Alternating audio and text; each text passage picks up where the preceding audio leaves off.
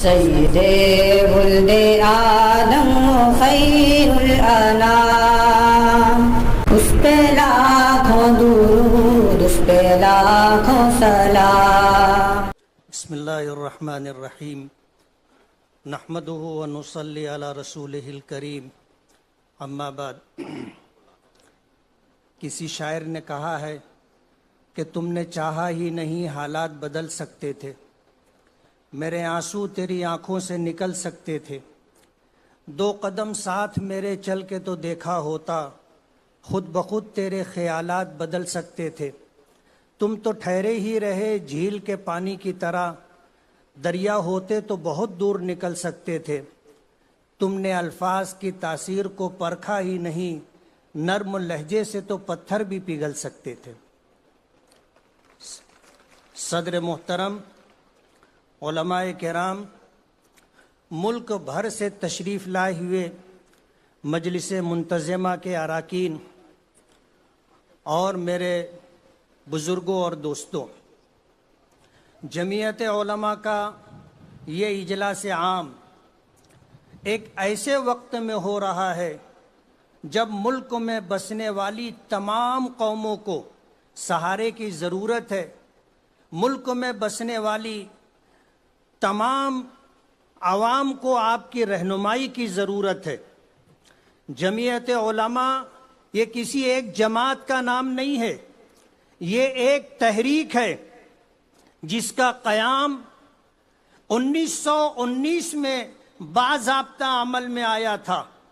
لیکن علماء کی یہ جماعت ہندوستان کی غلامی کو دیکھ کر اس ملک کی آزادی کے لیے 1803 سے جدوجہد اور کوشش کر رہی تھی، اور ایک لمبا زمانہ قربانیوں کے ساتھ گزارا۔ ایک لمبا عرصہ گزرنے کے بعد جب اس بات کا احساس ہوا کہ ملک میں بسنے والی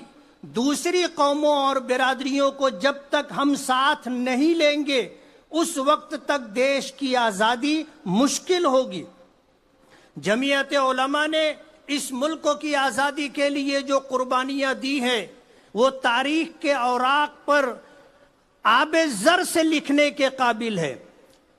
کہتے ہیں کہ جادو وہ جو سر چڑھ کر کے بولے، اگر کسی کا ضمیر زندہ ہے اور ملک کی تاریخ کو اگر وہ بیان کرے گا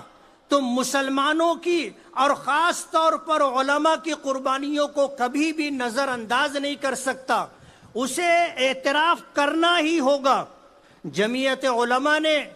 ہمیشہ ایسے وقت میں جب ملک و ملت کو سہارے کی اور رہنمائی کی ضرورت تھی، اجلاس کا انعقاد کر کے ملک کو ایک راہ دکھانے کی کوشش کی ہے۔ آج اس وقت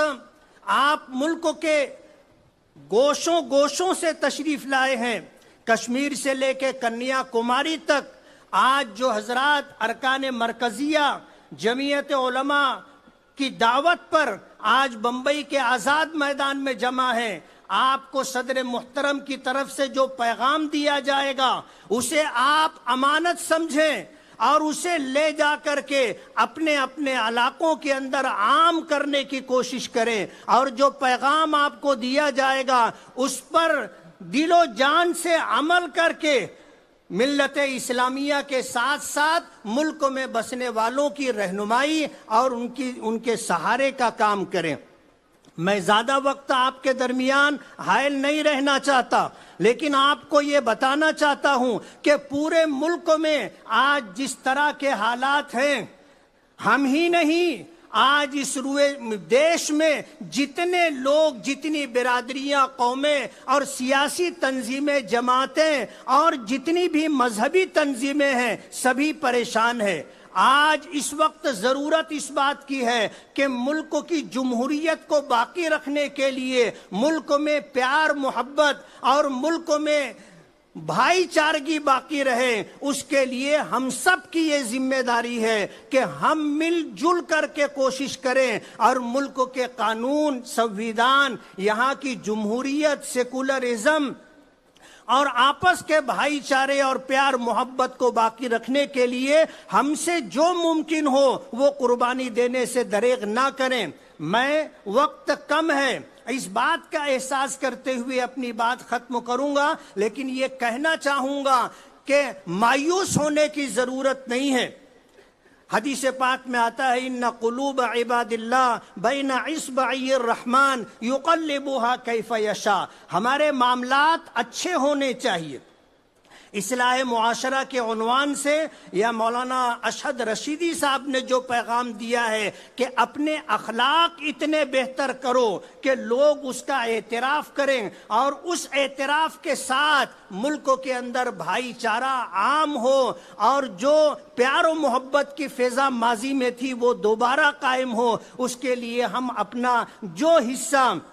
اس ملک کی بھلائی کے لیے، ملک کے عوام میں پیار و محبت پیدا کرنے کے لیے دے سکتے ہوں دے۔ بہت ممکن ہے ہمارا یہ اجلاس انشاءاللہ اپنے مقصد میں کامیاب ہوگا، اور صدر محترم اور جمعیت علماء کا جو پیغام ہے وہ ملک کے کونے کونے تک پہنچے گا، اور انشاءاللہ ہماری کوشش بار آور ہوگی، اور جس مقصد کے لیے جمعیت علماء کا قیام عمل میں آیا تھا، اور جمعیت علماء اپنے اکابرین کی راہ پر چلتے ہوئے جو کوشش کر رہی ہے، انشاءاللہ وہ سب بار آور ہوگی۔ وآخر دعوانا ان الحمدللہ رب العالمین۔